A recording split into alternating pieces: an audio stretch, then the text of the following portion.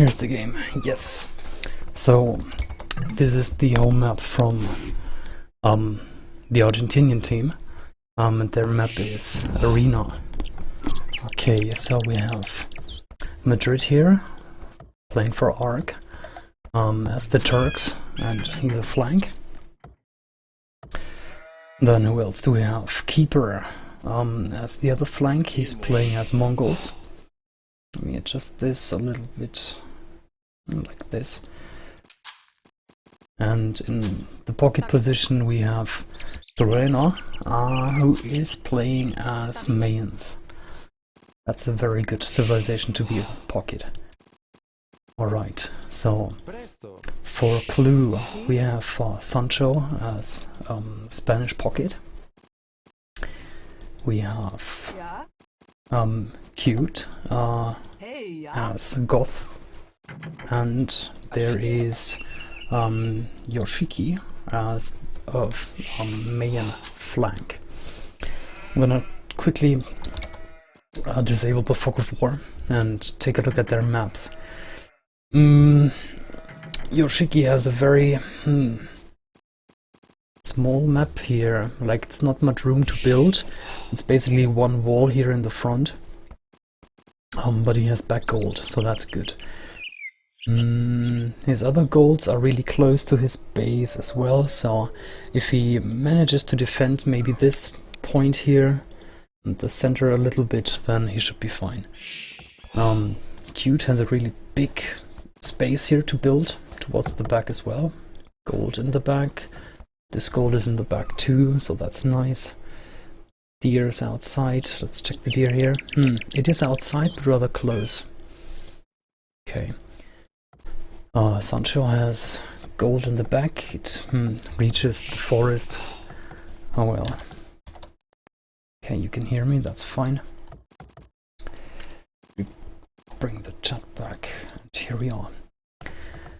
What else? Gold is near, stone is a bit exposed.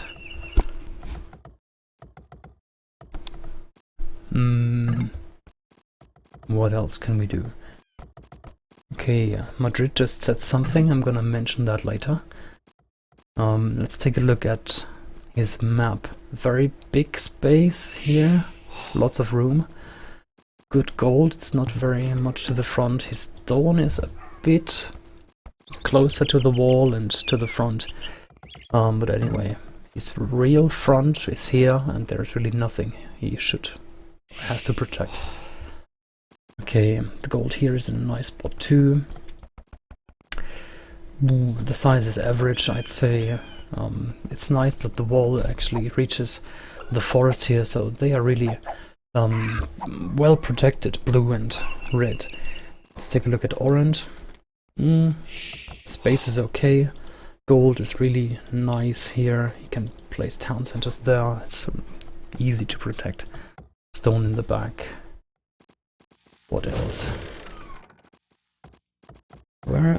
His deer are in the base inside the wall, so that's always nice. Okay, Madrid just said that they want to sling the Mayan. Let's see how that works out. Really interesting, because we have seen recorded games in which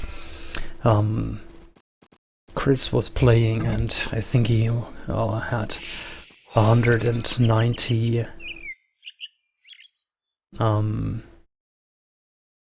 plumed archers out, and that is just almost impossible to kill. So it will be interesting. Right now there's a pause. I think player 2, Madrid, asked for a pause. What else? Let's take a look at the relic situation maybe. Here's one pretty much in the center, but I'd say a bit closer to player 6. This is almost symmetrical, a bit closer to player 1. Where else do we have relics? Here's one in the base for player 1. Here's one in the base for the enemy pocket, so that's really nice. This one here is between blue and red, so should go to the Argentinian team as well. And that is pretty much it. Yeah, okay, so that's it for the relics. But since it's a team game, they are not as important as in a 1v1, I'd say. You cannot trade really well on Arena, but still you can help each other out. Okay, I'm gonna turn the fog of war off and see what they're doing with their scouts, because on Arena the, let's say, space in the middle is really limited because of all the forest around the map. So it is really easy to trace enemy scouts, double them and kill them eventually, so you really need to be careful with your scouts in the beginning, especially on Arena. Okay, let's swap the view. So this is Madrid again for Arg. He is scouting, well, his direct enemy. He scouted the corner here, and now he's scouting a bit in the center. He found the enemy pocket, so he knows that it's a Goth player, which is actually a really interesting situation. We have a Mayan pocket against a Goth's pocket.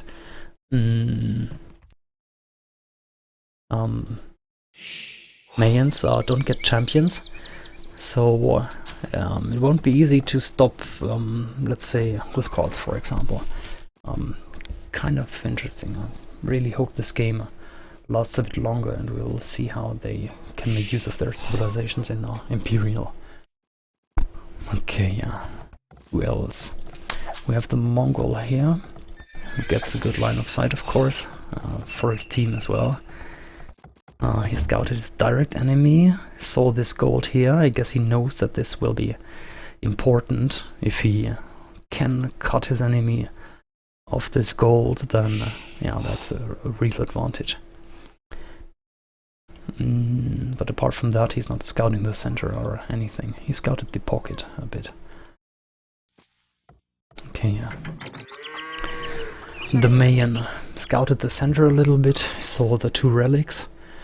But apart from that, he's really cautious as well. He's pushing deer here inside the walls. What's this deer doing? Yeah, and now it's two scouts. They're pushing the deer away from the gate again. That always is a shame.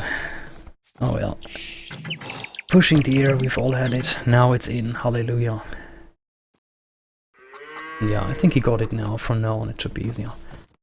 Okay, pop 27 up with the Mayans, 3 on gold, no one on stone yet, so it doesn't look like a castle drop.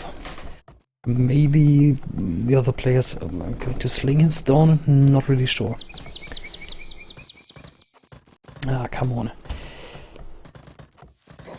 Sancho here for kLu, pushing deer as well.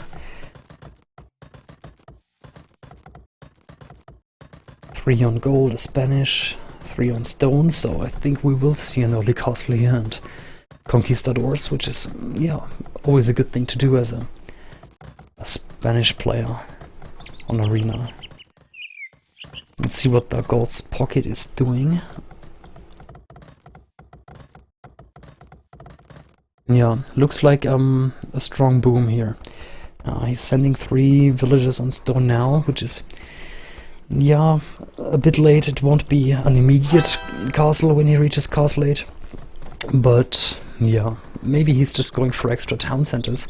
Because the amount of farms here indicates that he is going for a heavy boom. And also his wood count. He can drop at least 2 TCs when he reaches Castle 8. Okay. What do we have here? Pop 29 up for the Mayan flank. That is a bit, well, not late, but it is a lot of villagers for a flank position. 3 on gold, 3 on stone, so this will be an early castle here. Pretty similar as with the Spaniard, so I think the kLu team really wants both flanks to have an early castle here to be protected from any let's say, aggressive strategies like doubling or a forward castle, which is something you can easily do in arena team games.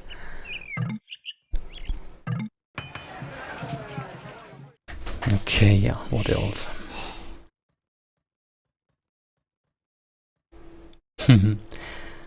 Pushing deer is hard. If there's a gate between. This is an ally, okay. Yeah, Madrid here doesn't even bother to get the deer. Just keeps the scout inside, safe and sound. Berries. He just clicked up to castle with population 30. He already has 500 gold. He has 4 on stone, so this will be an early castle from the Turkish flank player. So pretty much similar strategies here between red and green, early castle and unique units. It's gonna be conquistadors versus janissaries, which is both interesting. Early gunpowder, or let's say gunpowder and early castle. One unit is really fast, the other one has a very good range. It's gonna be, yeah, lots of micro, I suppose. Okay. The same for the Mongol. He has enough stone for a castle already. He has 6 on stone, so he will probably try and get TCs as well. He only has some 7 on wood actually, so and his wood count is really low. So okay, there go the villagers, and the TC in the castle gets dropped next to the TC and the market. Not sure, I could have placed it a bit more to the front, maybe garrisoned the vills, ungarrisoned them here and protect his gold and his walls in general, because this area here is now really vulnerable. If the enemies bust in, the castle only protects so far, I'd say, más o menos. And yeah. Anyway. Oh! What is happening here? Double stone layer? Is like 1 stone layer in Dark Age not enough? Okay.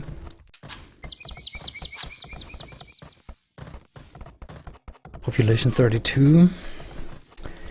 This is 5 on gold, TC. I like the placement here between 2 TCs. He can basically feed both, or yeah, let's say saturate both lumber camps.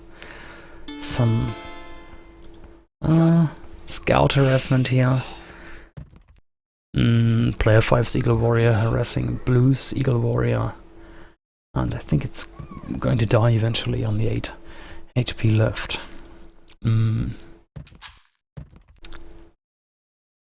Okay, let's move a bit around. So we have the castle up for the Spanish player. He garrisoned his scout inside too, so that it recovers in health points.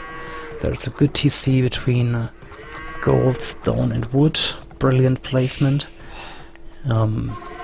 This is good as well. He could have maybe placed it in the corner. But apart from that, yeah. A lot of farms for this early stage. I like it. Okay.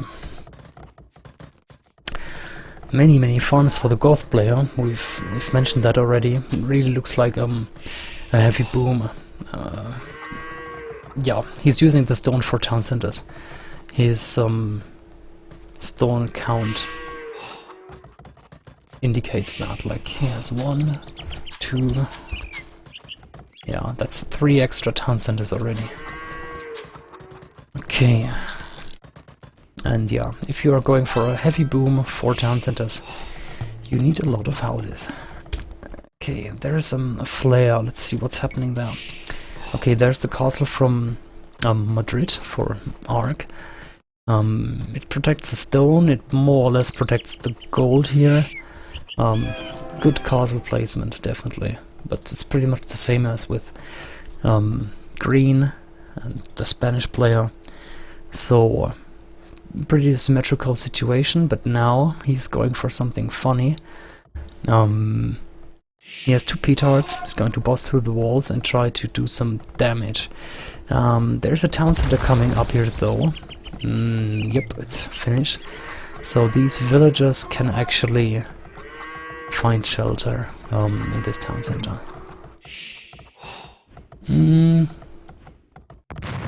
Oops, let's check the HP. Did it count? Ah, no. No. They're not too accurate with their shots. Ooh, what the hell? Some petard action going on here too.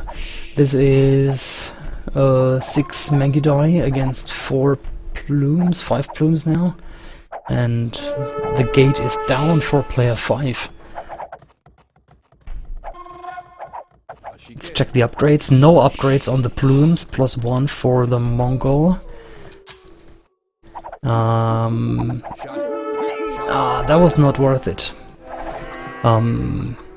Yoshiki managed to save his plume, and Keeper lost a Mangudai. And here he's really trapped between 2 TCs, taking hits, losing 2 more Mangudai. That's not good. What is going on here? I think player 1 is really slinging, and that's all he's doing. We don't see any army activity, no castles, no army buildings, just stone walls in the market. Really looks like a sling. Okay. The Goth here is not really aggressive either, but he's going for a boom and not for a sling. So the 2 flanks here for Arg really have to be fast now. The clock is ticking against them. They need to hurt the flanks now. This castle here is in a great position. I mentioned this spot earlier.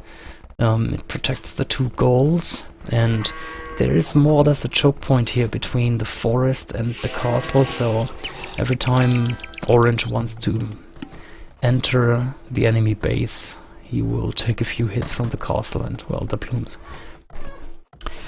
There is... oh, a flare. Madrid, player 2, player in red, used petards to bust through the walls here, and he's in with more or less 9? No, how many is that? Let's go to Madrid. Yep, this is 9 Janissaries. That's 1 villager down, 2 villagers down. Yeah, okay, he can garrison these villagers. Green is here, but he's running into the wrong direction. Yeah, and it seems like Madrid managed to prevent the siege workshop from going up. Okay, so 3 Janissaries positioned here, trying to harass the wood. Yep, you see this is the range I mentioned. They actually get range 8 in early castle, so that is quite a lot. And, well, 17 attack. Okay, there's finally a siege workshop and a mangonel coming out for cute.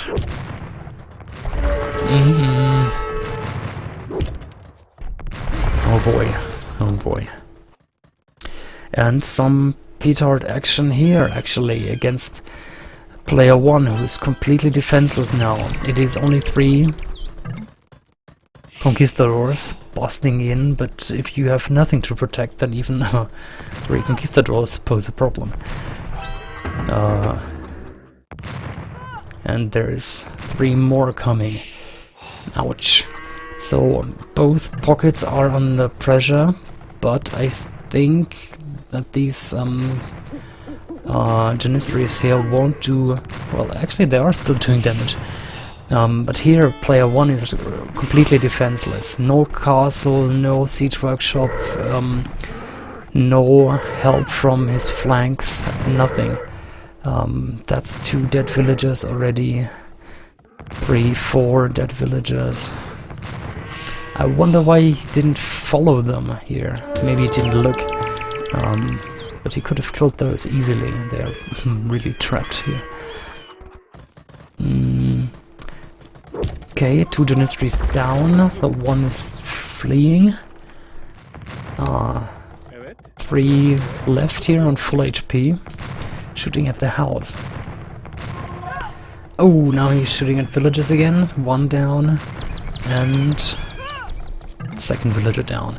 There's the Imperial for the Goths pocket here. And Madrid is going Imperial as well. So the flanks here for Arg were slinked, but they couldn't really do much because of the good castle placement here from Yoshiki and here from Sancho. So this is really like a strategical problem now for Arg, because the Goths pocket playing for kLu is well boomed now and can start spamming infantry and mainly huscarls, I guess. It would make a lot of sense in this army situation. I mean, we are facing Janissaries and Mangudai, so a good call would probably be huscarls and something against archers. I don't know. Maybe skirms, maybe onagers, who knows.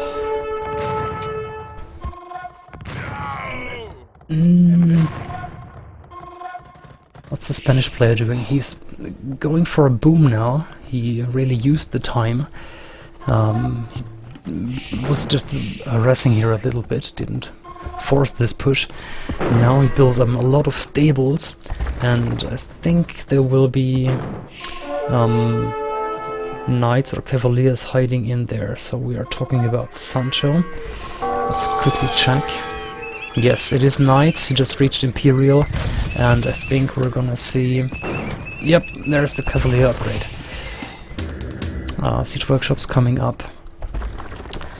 There's 2 bombard cannons hitting his castle, and he is not really ready to fight them back yet. Also, there's 2 forward castles from red now, making in this area, this is what I meant earlier, the space in arena is really limited, and he's being forced to attack this area, which is, well, still in the radius of these castles.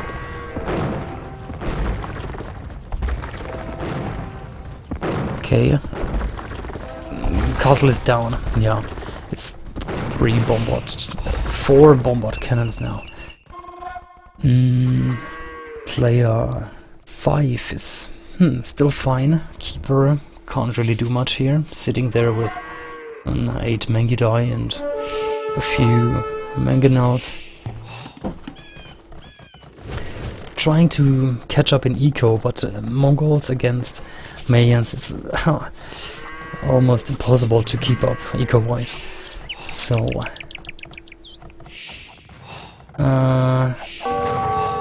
green is still in here with the 1 Conquistador, and player 5 is trying to knock down this house. It's really looking bad for player 1. This hit here cost him a lot. If you take a look at the score, 3000 score for blue and almost 6000 score for player 5 now. That's a huge difference, especially if you think of it as a flank versus pocket situation. Oh, a lot of Janissaries now. Why did he pull back the huscarls now? He should send them in now. Anyway, yep, and he's doing it. Anyway, Madrid, the Turks player, is pulling his Janissaries back, or let's say he repositions them, killing a lot of cavaliers. Where is he going with his huscarls? Is he just trying to kill the bombard cannons here, or what? Now that was not very well microed here from the Goths player. Yeah, this was a bit of a waste, because the huscarls should have attacked together with the cavaliers. This is a bit of a waste, sorry. Okay, here we have the plumed Archer army. Megidoi are basically fighting the reinforcements, really. It's not too many plumes. They're still losing. Let's check the upgrades. It's Elite Megidoi. +3 and +2 armor. He positions trebuchets already, like he knows that he's in a defensive position. But there are 3 capped rams, there's a bunch of plumes. This is not looking good for player 8 here, for Keeper. Let's check the movements here. Siege rams for the Spanish player moving out. But Red is really holding his position here on 8k score, by the way. So highest score in the game. And Green is almost 2k behind. So Red really looks strong here compared to Green, but they can basically fight 2v1 because player 5 here, Yokoshi, is playing like a boss. He can easily deal with orange and blue at the same time, as it seems.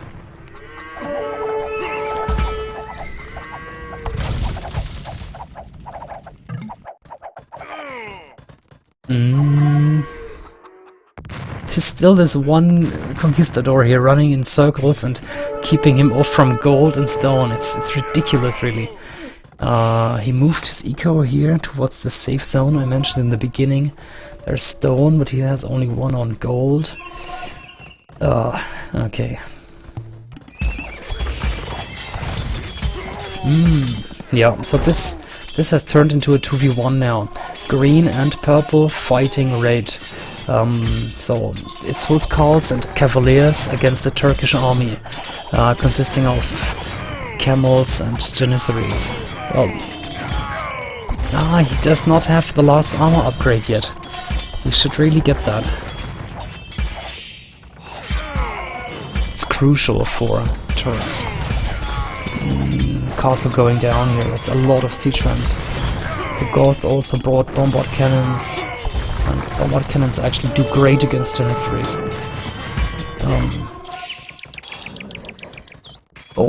And Green found a way into Red's economy. So these few Cavaliers here are going to do a lot of damage, because there's nothing really protecting them. Meanwhile is Yoshiki moving into Orange's base, Keeper, with 1,000,000 siege rams. I mean, Megidoi get a bonus against siege, but this is a lot. And plumed archers, yeah, they are fully upgraded. You can see +4/+4. You can see the chemistry and the arrows. They have ballistics. Oh boy. Yeah. I hate to say it, but player 8 will be out of the game very soon. Player 2 is asking for food. His eco has stopped now, and he's relying on food units. It's camels, it's janissaries, it's hussars maybe. Later on, he needs the food. Okay, and here's the army from kLu, again consisting of Huskarls, Cavaliers, and siege rams. Huskarls have +2 and 2, so not fully upgraded yet either. Let's quickly check. Yeah. Okay, he's getting archery ranges now, so I guess we're gonna see some skirms sooner or later. And back again. Yeah, this is really like a fire. Starting in the middle, the siege rams are just munching up player 5's town. Player 8's town, sorry. He's trying to fast wall this, keeping his last villagers alive as long as possible, but yeah, it's not gonna work out. 4, 5 rams here going to hit the castle. 4 rams here can take out this TC. 2 rams here, which pose a danger to the TCs here. And he noticed that it's a futile situation, and he's trying to save as many villagers as possible. Good positioning here from player 5, blocking the way with rams and eagle warriors, no, with plumed archers, and killing every single villager. Yep, wanna take bets, not a single villager is going to escape. Oh, that's a massacre. TC down, this TC will go down, and the castle is down. So these blooms here just need to pick up the last villagers. Let's take a look at this flank again. I really wonder what blue is doing now. He doesn't have a lot of eco. No, still not. He doesn't have any army. Ooh. I mean, if you want to sling, there's no rule that says you can't get more than, I don't know, 20 farms.